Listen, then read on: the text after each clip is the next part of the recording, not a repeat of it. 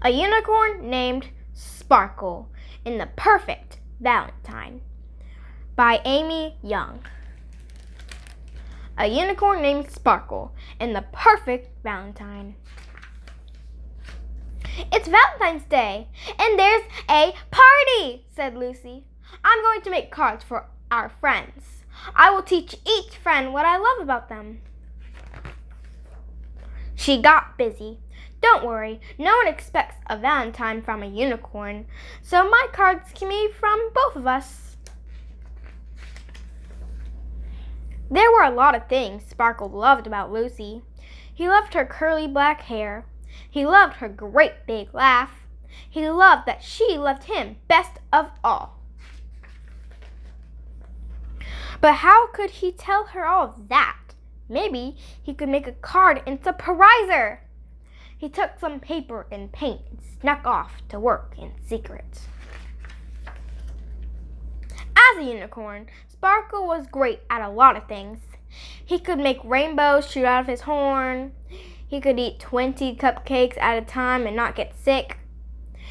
And he could poop glitter. But he had never made a card before, and he didn't know how. He cut a heart shape with his horn. It was harder than he thought. He kept trying until he got one that was okay.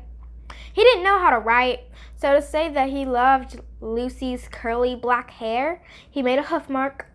To say that he loved her great big laugh, he made another hoof mark. And to say that he loved her best of all, he made a third hoof mark. He pressed so hard that it tore the paper. The card was all done. It looked good to Sparkle. But then Lucy said, "Look, Sparkle, I wrote a poem for Shayla.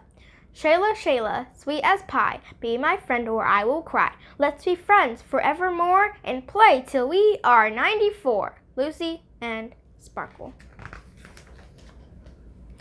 I wrote poems for all of our friends. Sparkle realized that his Valentine wasn't done after all. It needed a poem. He tried his best. He dipped his horn in the paint and made a squiggly line on the card. As he did that, he thought of his poem. Sometimes I'm smelly, sometimes I'm a pest, but I'll always love you, the best of the best. There, now his card was done.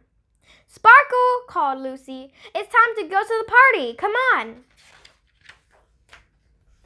As soon as they got there, Sparkle could see that all the other cards were much, much fancier than his. Next to the others, Sparkle's card looked messy and torn. It didn't have any glitter or lacy trim on it. The writing wasn't even real. Then, when he thought no one was looking, he stuffed it into the trash.